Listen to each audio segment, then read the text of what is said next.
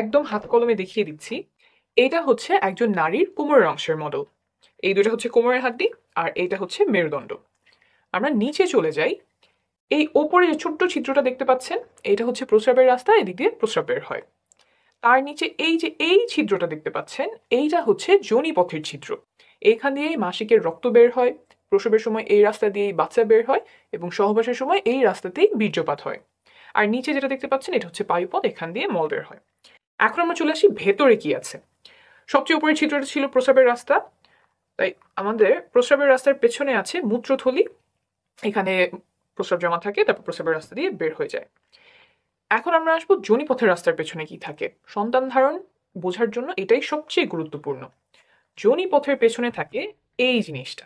আস্তে আস্তে বোঝাই। এই যে দেখছেন ছিদ্রটা, এটাই হচ্ছে যোনিপথের ছিদ্র। এদিক দিয়ে রক্ত বের হয়, এদিক দিয়ে বীর্যপাত হয়, আবার এই রাস্তা দিয়েই বাচ্চা প্রসব হয়। তো এইখানে হচ্ছে আমাদের বীর্যপাতটা হয়। বীর্যপাত হওয়ার পরে শুক্রাণু এইখান থেকে চলে যায় জরায়ুতে। জরায়ুটা হচ্ছে এই জিনিসটা। এই যে এইটা হচ্ছে আমাদের জরায়ু। ভেতর থেকে কিরকম দেখা যায়, ভেতর থেকে এরকম দেখা যায়। আমি আরেকটা ভালো মডেলে এই যোনিপথ এবং জরায়ুটা দেখাচ্ছি। এই যে এটা একই, এই জায়গাটা, এইটা হচ্ছে আমাদের যোনিপথের ছিদ্র, এই দিক দিয়ে মাসিকের রক্ত বের হবে। ভেতর থেকে যদি আসি, তাহলে এই যে এইখানে আমার যোনিপথের ছিদ্র, এইটা হচ্ছে যোনিপথ, আর এই যে এইটা হচ্ছে আমাদের জরায়ু। সহবাসের সময় এই জায়গাটাতে বীর্যপাত হয়। এইখান থেকে শুক্রাণু জরায়ুর মুখ এই পর্যন্ত পৌঁছাতে লাগে মাত্র কয়েক সেকেন্ড। এখন অনেকে আমাকে প্রশ্ন করেন যে সহবাসের পরে কতক্ষণ চিত হয়ে শুয়ে থাকতে হবে, পা উঁচু করে কতক্ষণ রাখতে হবে, কোমরের নিচে কয়টা বালিশ দিতে হবে, বা শুনেছি অমুক অবস্থানে সহবাস করতে হবে, কিন্তু ওই অবস্থানটা আমার কষ্টদায়ক হয়। এই যে যতগুলো কাজ বললাম, এই কাজগুলোর কোনোটা গর্ভধারণে বা সন্তান ধারণে উপকার করে এমন কোনো প্রমাণ নেই। তাই এগুলোতে যদি আপনার কষ্ট হয়, তাহলে এগুলো করার কোনো প্রয়োজন নাই। আপনার যদি ভালো লাগে তাহলে করতেই পারেন। তবে একটা কাজ আছে যেটা করলে গর্ভধারণে বা সন্তান ধারণে অনেক উপকার হয়, এটা প্রমাণিত। সেটা হলো সঠিক সময়ে সহবাস করা। সঠিক সময় বলতে এই যে এখানে যে বীর্যপাতটা হলো, তারপর শুক্রাণুর কিন্তু অনেক দূর পর্যন্ত যেতে হবে। শুধুমাত্র জরায়ুতে গেলেই হবে না, জরায়ুর পরেও আরো রাস্তা আছে, সেটা আমি দেখাচ্ছি। এই যোনিপথ পার হয়ে জরায়ু পার হয়ে নালী পর্যন্ত আসতে হয়।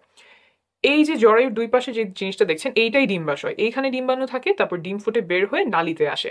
এইখানে এসে ডিম্বাণু শুক্রাণুর সাথে মিলিত হয়। অর্থাৎ শুক্রাণুর যে লম্বা পথ, যোনিপথ, তারপর জরায়ু, তারপর নালীতে আসা, এই লম্বা যাত্রায় তাকে অনেক কিছু সাহায্য করে। যোনিপথের যে স্রাব আছে, জরায়ুর যে স্রাব আছে, তারপর সংকোচন প্রসারণ, এই সব মিলে শুক্রাণুর পথটাকে সুগম করে। কিন্তু এই সুগম করার কাজ সে মাসের একটা নির্দিষ্ট সময়েই করে, যেটাকে আমরা বলি ফার্টাইল টাইম। অন্য সময়গুলোতে এই স্রাবগুলো শুক্রাণুর জন্য সহায়ক না, দরজাগুলো বন্ধ করে দেয় যাতে শুক্রাণু জায়গা মতো পৌঁছাতে পারে না। তাই এই ফার্টাইল টাইম বা সঠিক সময়, সহবাসের সঠিক সময় জানাটা খুব গুরুত্বপূর্ণ। কিছু লক্ষণ আছে যা দেখে এই সময়টা খুব ভালোভাবে চিনতে পারা যায়। এটা নিয়ে আমি আলাদা একটা ভিডিও করেছি, আপনারা চাইলে দেখে নিতে পারেন। এখন আসি এমন একটা বিষয়ে যাতে সন্তান ধারণের ক্ষমতা কমে যাওয়ার সম্ভাবনা আছে। সহবাসের সময় অনেকে পিচ্ছিল করার জন্য মুখের থুতু ব্যবহার করেন, আবার কেউ কেউ লুব্রিকেন্ট ব্যবহার করেন। ল্যাবে পরীক্ষা করে পাওয়া গেছে যে থুতু এবং কয়েক ধরনের লুব্রিকেন্ট শুক্রাণুর চলাচল ক্ষমতা কমিয়ে দেয়। তাই সাবধানতা বশত এসব পরিহার করার পরামর্শ দিচ্ছে American society for reproductive medicine. অর্থাৎ আপনি যদি থুতু ব্যবহার করেন, সেটা আপাতত বন্ধ রাখলে ভালো হবে। আর যদি লুব্রিকেন্ট ব্যবহার করতে হয়, তাহলে এই লেখাটা প্যাকেটে গায়ে দেখে কিনবেন। এসব ব্যবহার করলে যে গর্ভধারণের সম্ভাবনা বেড়ে যাবে তা কিন্তু নয়, বরং প্রয়োজন হলে ব্যবহার করতে পারেন। এখন বলি, ঘন ঘন বীর্যপাত করলে পুরুষের প্রজনন ক্ষমতা কমে যায় কিনা। সন্তান ধারণের জন্য কত ঘন ঘন সহবাস করা প্রয়োজন? একটা গবেষণায় দেখা গেছে যে প্রতিদিন সহবাস করলে সফল হওয়ার সম্ভাবনা সবচেয়ে বেশি থাকে, 37%। একদিন পর পর সহবাস করলেও সফলতার সম্ভাবনা কাছাকাছি থাকে, 33%।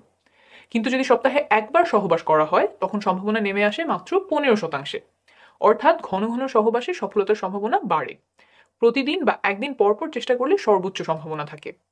অনেকের একটা ভুল ধারণা আছে যে ঘন ঘন বীর্যপাত করলে পুরুষের প্রজনন ক্ষমতা কমে যায়।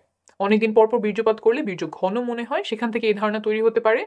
তবে প্রায় 10,000 বীর্যের স্যাম্পল নিয়ে করা একটা বড় গবেষণায় দেখা গেছে যে প্রতিদিন বীর্যপাতেও শুক্রাণুর সংখ্যা স্বাভাবিক থাকে।